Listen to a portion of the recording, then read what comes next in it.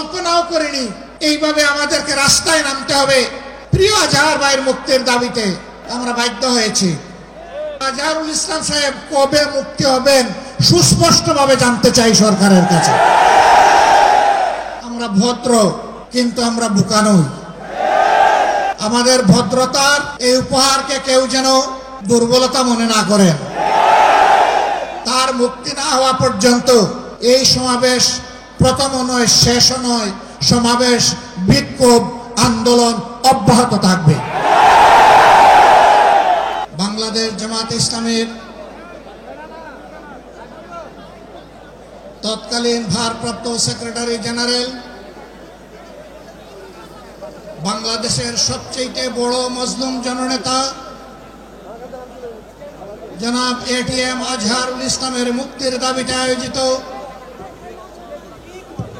এই জনসমুদ্রের সম্মানিত সভাপতি, মঞ্চে বসা নেতৃবৃন্দ, আমার সামনে উপস্থিত ঢাকাবাসী,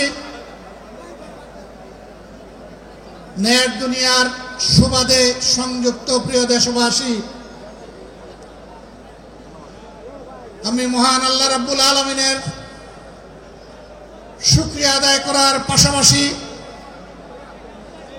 অত্যন্ত বেদনা ভারাক্রান্ত মন নিয়ে আজ আপনাদের সামনে হাজির হয়েছি।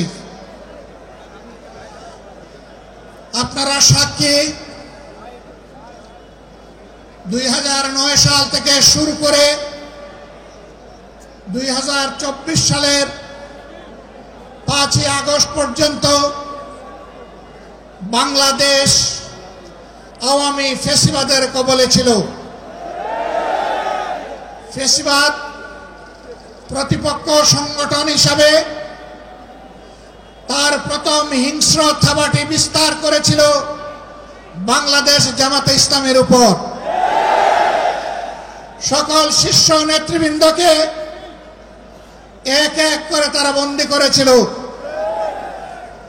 প্রথম দফা বন্দী হওয়ার পর প্রিয় সংগঠন এটিএম আজহারুল ইসলামের উপর সেই সময়ের গুরু দায়িত্ব তুলে দিয়েছিল। ভারপ্রাপ্ত সেক্রেটারি জেনারেল হিসাবে সংগঠনকে তিনি নেতৃত্ব দিচ্ছিলেন। পথের কাঁটা সরানোর জন্য বাকিদের ধারাবাহিকতায় ষড়যন্ত্র অব্যাহত রেখে তাকেও গ্রেফতার করা হলো। এক এক করে 13টি বৎসর অতিবাহিত হয়েছে। কারাগারের অন্ধকার প্রকোষ্ঠে তিনি আছেন। এখনো তিনি মুক্ত হননি। বাংলাদেশ ফ্যাসিবাদ থেকে মুক্ত হলো। আমাদের প্রশ্ন, ফ্যাসিবাদের সবচেয়ে কঠিন সাক্ষী আজহারুল ইসলাম সাহেব মুক্ত হলেন না কেন? কোন জিনিস তাকে এখনো আটকে রাখতে বাধ্য করেছে? কেন এই বৈষম্য? আমরা তো নিজের থেকে অন্যান্য নেতৃবৃন্দের মুক্তির দাবি জানিয়েছিলাম। এই উদারতা আমরা দেখিয়েছিলাম, উদারতা আমরা দেখিয়েও যাব। কিন্তু আজহারুল ইসলাম সাহেব কবে মুক্তি হবেন সুস্পষ্টভাবে জানতে চাই সরকারের কাছে। আমরা তো চাইনি, কল্পনাও করিনি এইভাবে আমাদেরকে রাস্তায় নামতে হবে প্রিয় আজহার ভাইয়ের মুক্তির দাবিতে। আমরা বাধ্য হয়েছি। আমরা স্পষ্ট বার্তা দিতে চাই,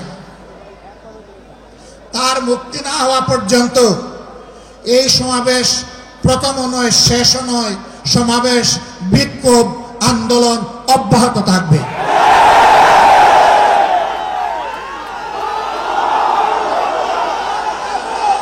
আমরা আশা করব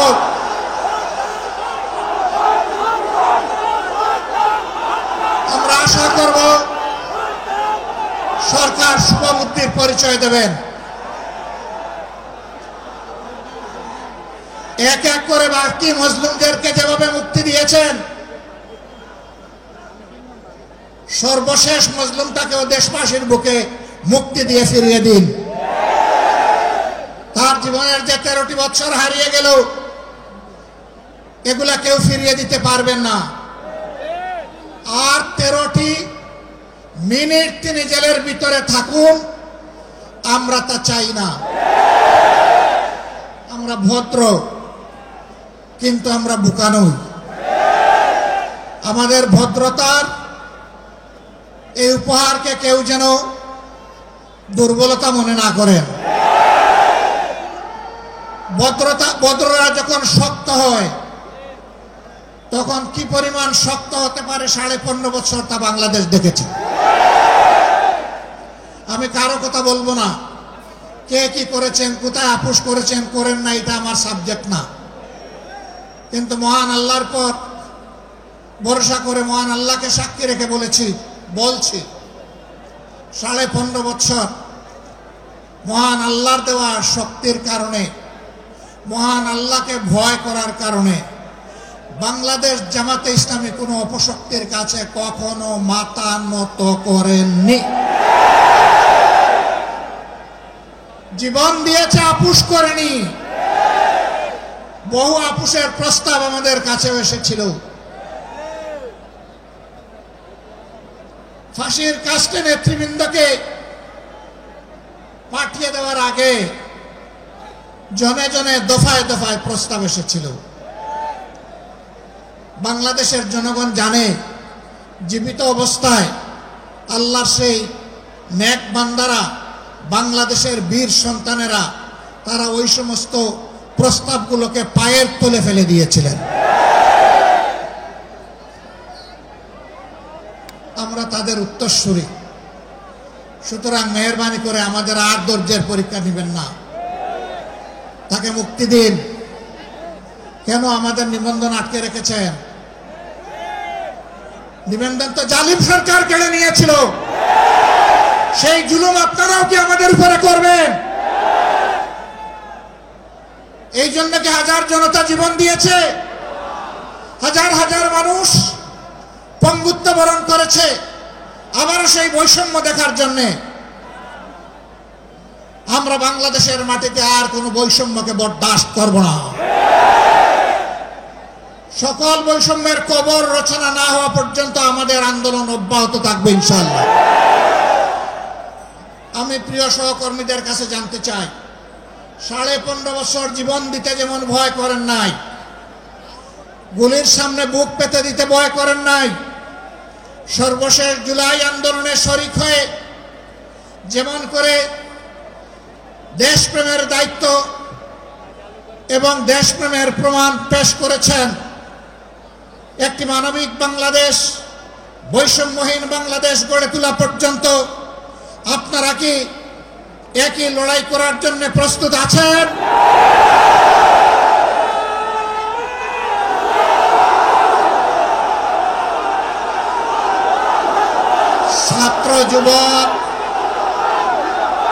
ছাত্র যুবক বন্ধুদের কণ্ঠে কণ্ঠ মিলে বারবার বলতে চাই, আবু সাইদ মুক্ত, আবু সাইদ মুক্ত। শেষ হয়নি যুদ্ধ, এই যুদ্ধ চলবে ইনশাআল্লাহ। আমাদেরকে মেহেরবানি করে কেউ নতুন করে আর চোখ রাঙাবেন না। ফেসিবাদের ভাষায় কেউ কথা বলবেন না, কথা বলবেন রাজনীতিবিদের ভাষায়। আমরা ওয়েলকাম করব, অভিনন্দন জানাবো, সমালোচনা করবেন, চুমু দেব, কিন্তু চোখ রাঙাবেন না মেহেরবানি করে। এই সংগঠন কারো চোখ রাঙানোর পরোয়া করে না।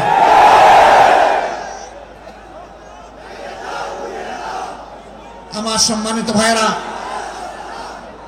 দেশের বিরুদ্ধে, জাতির বিরুদ্ধে অতীতেও ষড়যন্ত্র ছিল। ফ্যাসিবাদের পতনের পরেও ষড়যন্ত্র অব্যাহত আছে। এক এক করে আল্লাহ তাআলা সকল ষড়যন্ত্রকে ব্যর্থ করে দিয়েছেন। আমরা আশাবাদী, একটা ঐক্যবদ্ধ জাতি আগামীতেও সকল ষড়যন্ত্র আল্লাহর সাহায্যে ব্যর্থ করে দিবে ইনশাআল্লাহ। তাই আমার শেষ আবেদন, আসুন দল মতের ঊর্ধ্বে উঠে আমরা সব ধরনের ফেসিবাদের বিরুদ্ধে আমরা রুখে দাঁড়াই। আল্লাহ রাব্বুল আলামিন আমাদের ভাই এটিএম আজহারুল ইসলামকে অবিলম্বে সসম্মানে আমাদের বুকে ফিরিয়ে দিন। তাকে মুক্ত বাতাসে শ্বাস নেওয়ার তৌফিক আল্লাহ তাআলা দান করুন। আমরা বিশ্বাস করি আসমান জমিনের মালিকের ইশারাই সর্বোচ্চ ইশারা, তার ফয়সালাই চূড়ান্ত ফয়সালা। আমরা মহান রবের দরবারে সেই ফয়সালা কামনা করছি। আপনাদের সকলকে আজকের এই আয়োজন সফল করার জন্য প্রিয় সংগঠনের পক্ষ থেকে আন্তরিক কৃতজ্ঞতা এবং মোবারকবাদ জানিয়ে আগত দিনের লড়াই সংগ্রামের রাজপথে আবারও সংগ্রামী ভূমিকা রাখার উদাত্ত আহ্বান জানিয়ে আমার বক্তব্য এখানেই শেষ করছি। আল্লাহ হাফেজ। বাংলাদেশ জিন্দাবাদ, বাংলাদেশ জামাত ইসলামী জিন্দাবাদ। আজহার ভাইয়ের মুক্তি চাই, দিতে হবে। আসসালামু আলাইকুম ওয়া রাহমাতুল্লাহ।